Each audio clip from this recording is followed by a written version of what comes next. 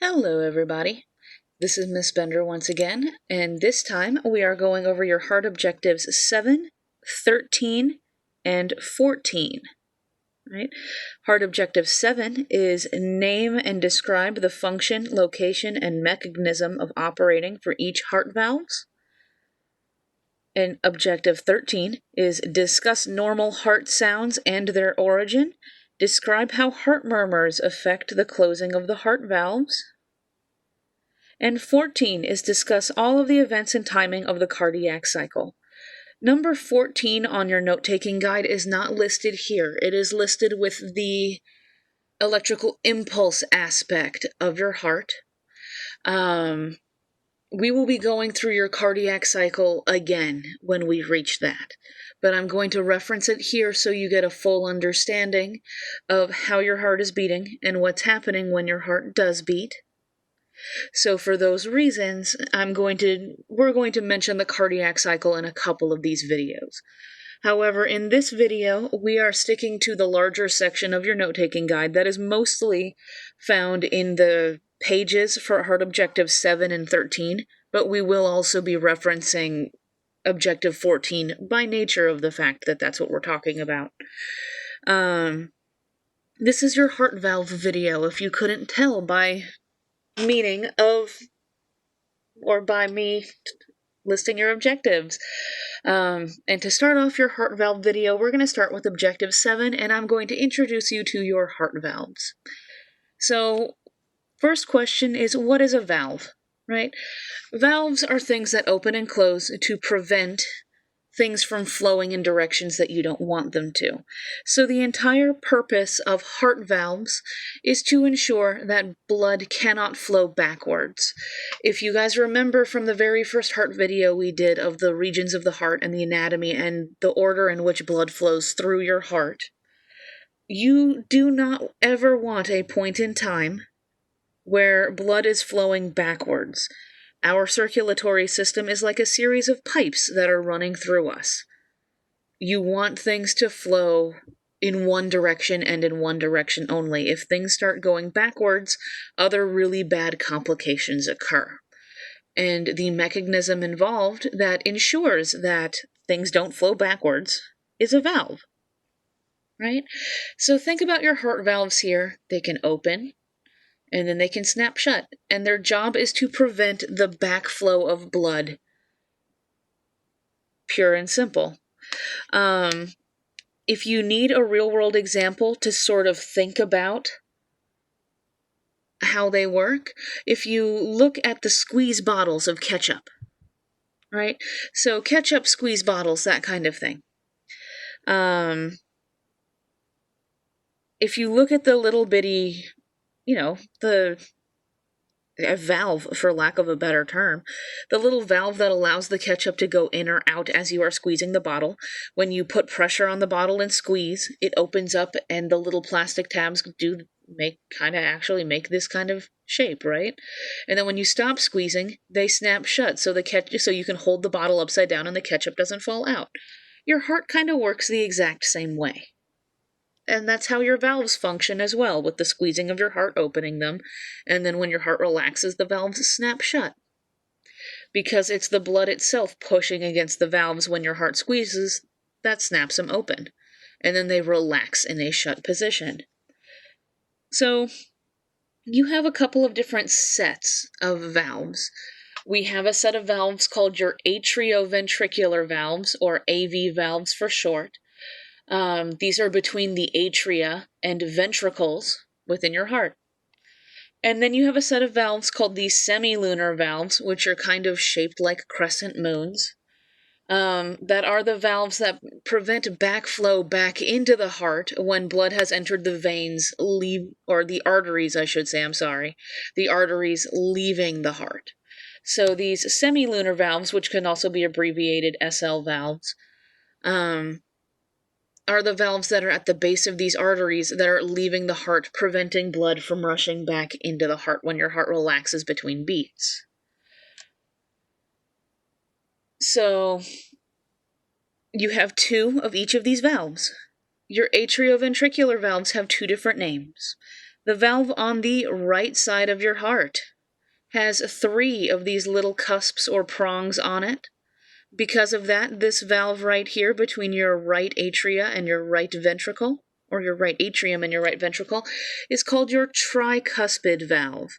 It is a tricuspid valve because it has 3 little points to it.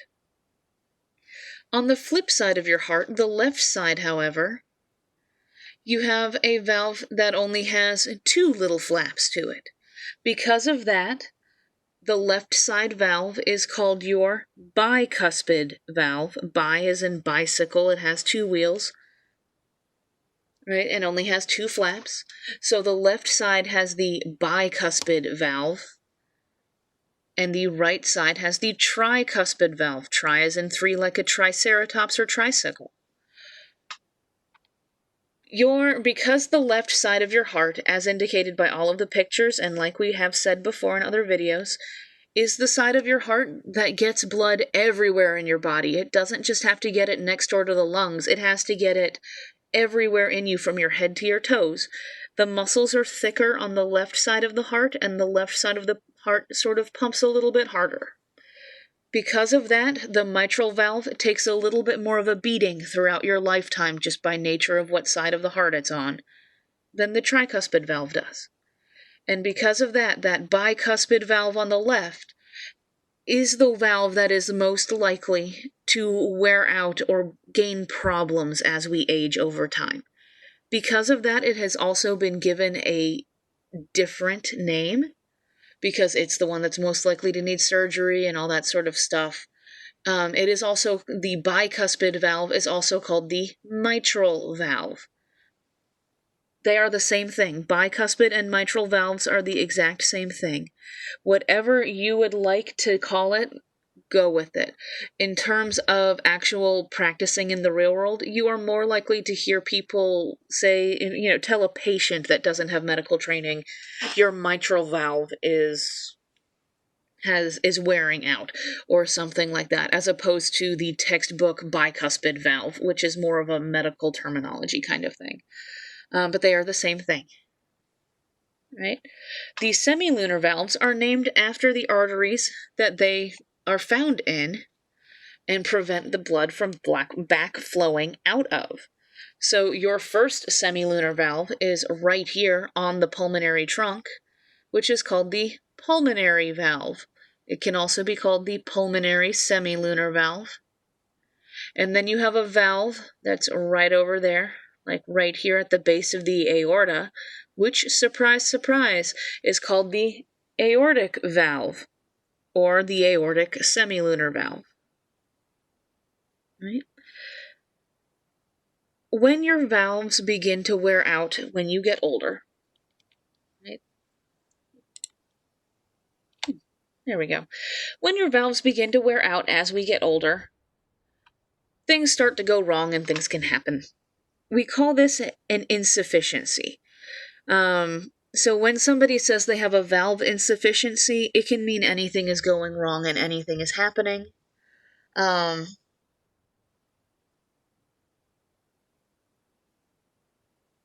Simply because, right? An insufficiency just means the job is not getting done from something that is happening that's wrong. Right? So insufficiencies tend to start to happen because the valve is not closing properly, which is allowing blood to backflow a little bit in the heart. So that means whereas your heart valve was doing its thing for normal activity when you were younger, and it's totally fine. See how this isn't open. If this is the view from like inside your right ventricle, looking up at the heart valve. If this is what the normal heart valve looks like when it's open and then it snaps shut and it's liquid tight there, that's perfect. That's probably the way your hearts are all working right now, since we're all on the younger side of things. But after, you've been alive for 80 years and this has been snapping shut at least one time a second for the entirety of your existence, things start to wear out and things can start to go wrong. So if you are older, most of the time these insufficiencies start to happen because the valve is not closing all the way. The edges of it are frayed. Parts of it are not being tied down properly. something's going wrong. It's been doing this for 80 years and it's starting to wear out. Like, just as any other cap or valve in a car would wear out after use, constant use after 80 years, right? So most insufficiencies are rather straightforward and simple, and they happen just because the valve is no longer closing all the way. And blood is like a little bit of blood is allowed to backflow through there. How bad these are depends upon how much blood is backflowing and how much the valve is no longer doing its job, if that makes sense. So one type of insufficiency, this is your normal heart, right? It snaps shut and you have these lovely heartstrings or chordae tendineae holding it in place, right? It has snapped shut and everything is being held in place nice and lovely, right? But as we get older, sometimes things can happen. And not everything that happens is going to be good. Occasionally, some of those heartstrings will wear out. Some of those chordae tendineae are going to break with time, right? If that sort of thing happens, right, that part of the valve can actually start to flap in the wind or flap in the blood flow as your blood is flowing back and forth. That is called a mitral valve regurgitation, right? It's caused by when these chordae tendineae start to break. But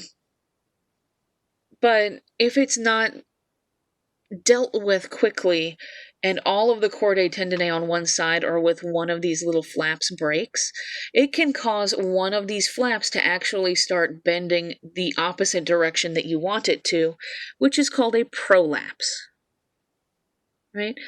So if the chordae tendineae actually break and stop being able to hold the valve shut in place, the valve will just sort of flow with the blood flow and, flap in the wind kind of deal.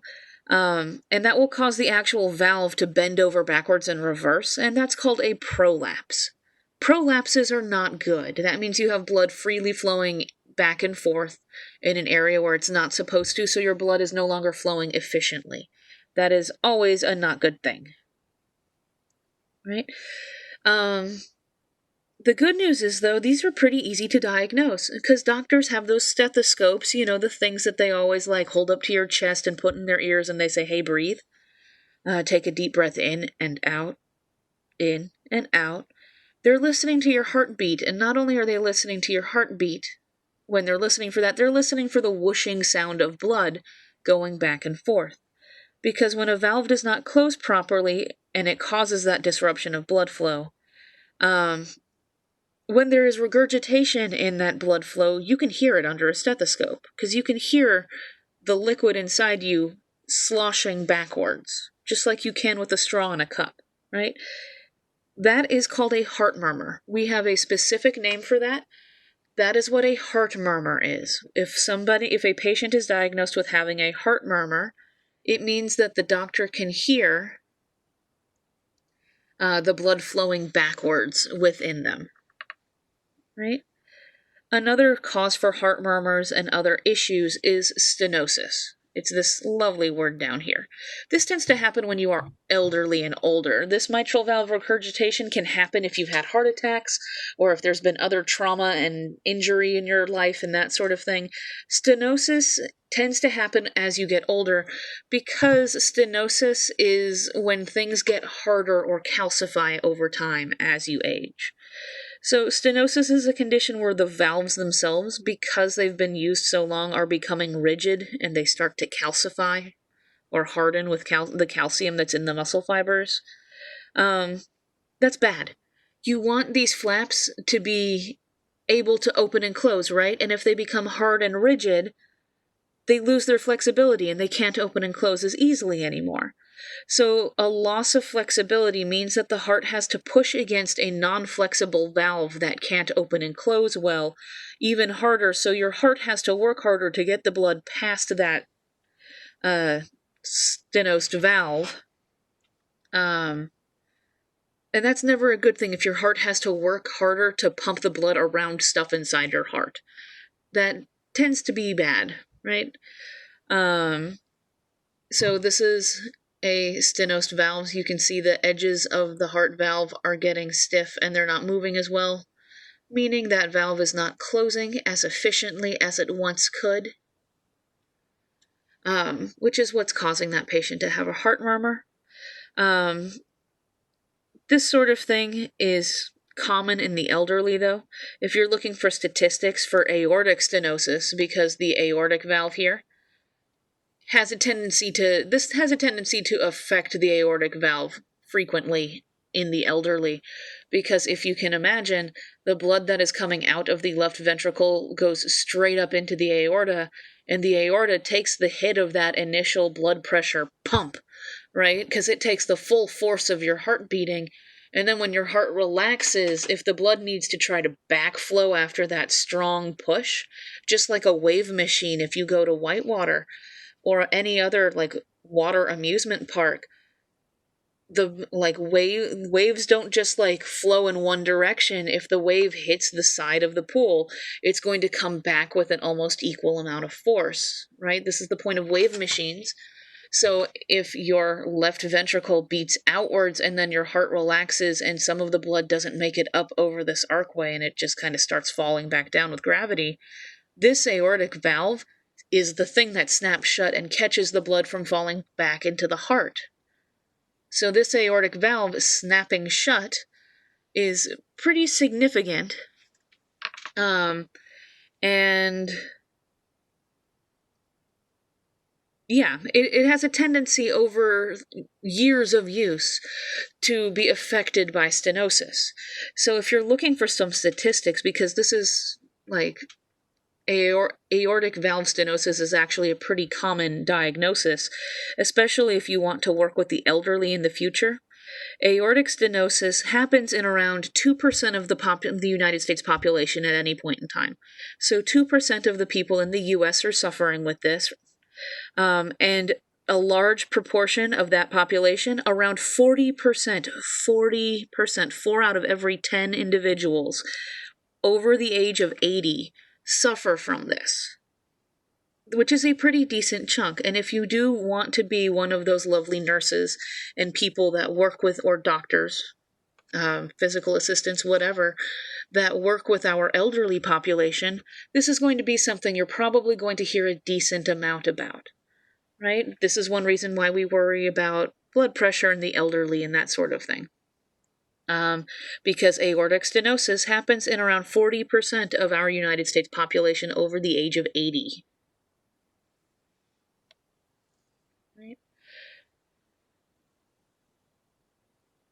Right, so here's another picture here. So if you have a normal mitral valve that can open and close here, this is what it may look like when it's stenosed. If it ends up narrowing and getting frozen shut, meaning your heart is going to have to pump even harder to get the blood through that smaller hole, just to get things to go. Over and over and over again, right? Now we can get into the cardiac cycle a little bit. See this lovely heartbeat graph here? So we're going to go through your heartbeat and the full cycle of your cardiac cycle in terms of when your valves open and close, right? So fun thing to remember when we start talking about this, I don't know if you guys caught it on the first slide when we were discussing the actual valves and I was introducing them to you. There's this lovely sentence here that says, valves are responsible for your heart sounds, right? And that's kind of weird to think about, because we normally think about the sounds of our heart coming from our heart actively pumping, right? But that's not the case. Like, if you're in the gym and you're flexing those biceps to show off to all the people, right? Put your arm against your ear and flex your biceps. You don't hear your bicep flex. You don't hear any of the other muscles in your body move. So you're not actually hearing your heart beat when you hear your heartbeat. What you're hearing is just after your heartbeat when the valves snap shut. So that we know your heart doesn't beat in a single like thud, thud, thud sort of fashion, right? Your heart doesn't just go thud, thud, thud. It goes bump, bump, bump, bump, bump, bump, right? So if we were to write out your heart sounds like your PowerPoint here says, your heart sounds are sort of like lub-dub, lub-dub, lub-dub, right? So that's the typical heartbeat that we're listening for. You're not hearing the actual muscle pump, you're hearing the heart valves snap shut and close as they're doing their jobs.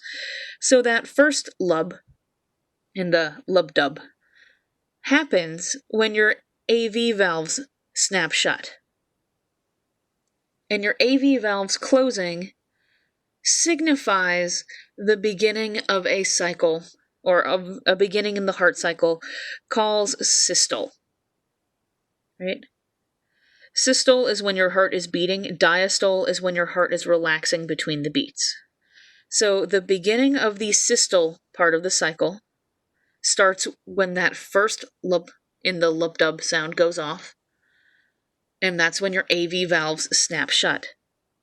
The second sound in your cardiac cycle happens when the semilunar valves, the aortic and pulmonary valves, close. And when the dub part of lub-dub snaps shut. So this is AV valves closing, SL valves closing. So instead of bump bump, it's AVSL, AVSL, right? And as soon as these semilunar valves close, that signifies the beginning of something called ventricular diastole. So when the semilunar valves close, that indicates the beginning of when your ventricles are relaxing between beats. Right? And then after that, you can hear, like if you're listening to this, especially with a machine, you can hear like this third little whoosh sound, and that would be the blood equalizing back out. Like I said in this graph, when the blood pumps upwards, there's going to be a point where it doesn't get all the way up and some of it starts to backlash and hits the back of the valve. That's what that third little tiny sound that we normally don't even mention is, right? But that would also be where you would hear like a louder whoosh sound if you're listening to someone through a stethoscope and you actually hear something like a heart murmur, right? Because that's where you would most likely hear the heart murmurs from valve problems, because remember, heart murmurs, the ultimate cause of a heart murmur is due to turbulent blood flow, because you're hearing the blood try to flow around something or backflow. And that means the valve could be stenotic, which, like we've said, it can't open and close completely. And that may also come with a clicking sound, depending upon how bad the calcification has been. So you may actually hear a clicking sound in there with that. Or the valve could be beginning to prolapse or something. It could just be insufficient or incompetent, right? And here's where we're going to get into your objective 14 a little bit. I'm going to talk about your cardiac cycle and blood flow in terms of when your valves open and close, so you can get an idea of what's happening with your heart. Because your heart doesn't just seize all at one time to get blood everywhere. It's not a single ketchup bottle. You have a top and a bottom part of your heart that are going to go off at two different times, meaning that top and bottom part are going to be squeezed at different times, which will close your valves at different times. Right? So I'm going to walk you guys through your aortic cycle, or your cardiac cycle, using this nice little graph that's up here in the corner. And we'll talk about your aortic cycle a little bit more in a minute, like in the next video, when we discuss the electrical impulses going through your heart. So the cardiac cycle is a summary of all of the events associated with blood flow throughout your heart, like through the heart during one complete heartbeat, right?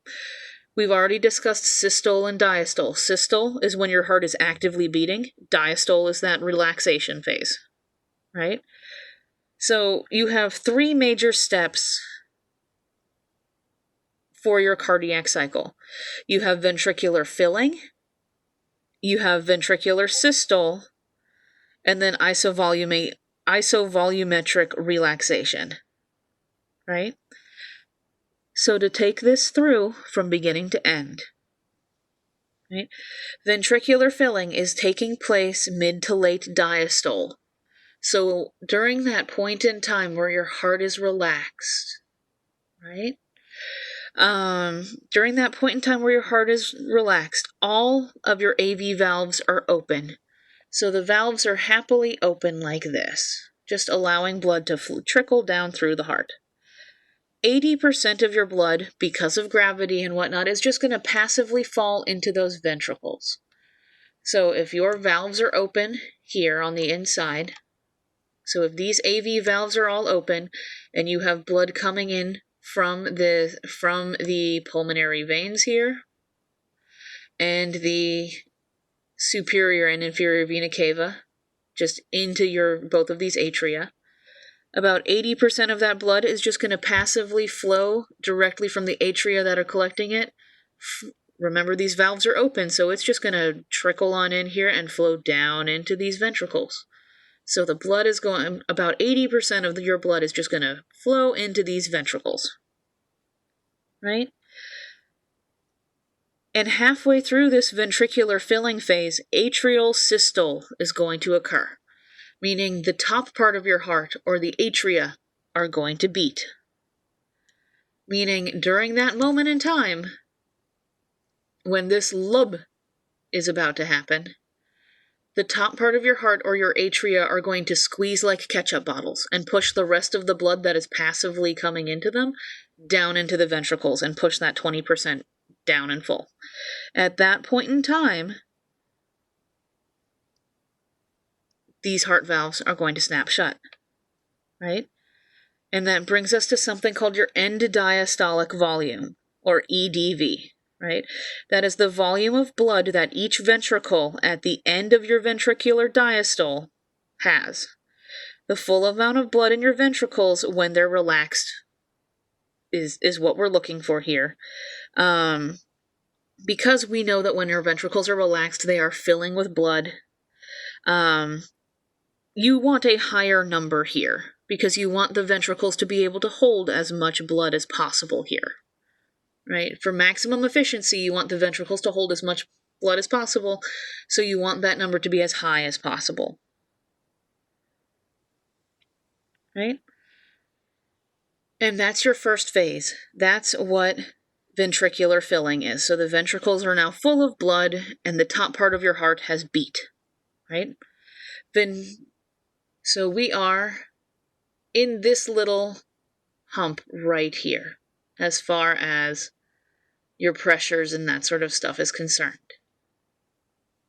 right?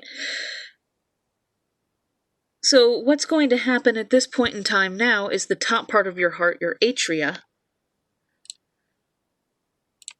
are going to start relaxing, but the ventricles are going to start contracting, right? So atria are going to start relaxing, but the ventricles are going to start contracting. That's going to raise the pressure enough to snap shut these AV valves, and that's this first lub that we hear. So right at the beginning of this ventricular systole, which is ventricular pumping, or is when the AV valves snap shut and we get that first lub in the lub-dub of our heartbeats, right? And at this point in time, there is this split second called an isovolumetric contraction phase, when all of the heart valves are closed. All of them have shut, until the ventricles continue to pump and they reach this peak here, because this green line is ventricular pressure. When the ventricles have finally upped their pressure enough, right, during this lovely middle area of this graph, that is isovolumetric contraction phase. All of your valves are closed, and then when the pressure finally gets high enough in your ventricles as they are beating mid-squeeze, these semilunar valves then suddenly open, right? They suddenly cave to the squeezing and the pressure, and so these semilunar valves, your aortic valve and your pulmonary valves, open for the blood to flow through, which begins the ejection phase. So during this lovely peak here, Your ventricles are squeezing the blood as fast as it can out into these arteries, which is why these aortic pressures skyrocket here, right? This is why the aortic pressure goes up at this point in time, because the valve just opened and all the blood is suddenly rushing into the aorta, right? And as your ventricles finish squeezing, at that moment in time, they don't create a vacuum. They don't create a vacuum of space inside your heart. You're going to have a tiny bit of blood left in there that didn't make it out into the arteries, right? So that tiny amount of blood that is left in your ventricle is called the end systolic volume, or ESV. That is the volume of blood that remains in your ventricles. Clearly, you want your ESV to be as low of a number as possible, because if that number is higher, that means that blood never left your heart, and that blood didn't get back into your arteries. So you want your ESV to be as low as possible, so that to ensure that your heart is as efficient as possible, right? This is how we measure your heart's efficiency. In an ideal, perfect world, there would be no blood left over. But none of us are ideal and perfect. Your heart is not a pure machine, and I don't even think pure machines work that efficiently, right? But regardless, the volume of blood in your ESV should be way, way, way lower than the EDV was that we spoke about for your last phase. If the two numbers are close together, that means your heart is not pumping blood efficiently and it's letting blood pool within itself, which is not a good thing.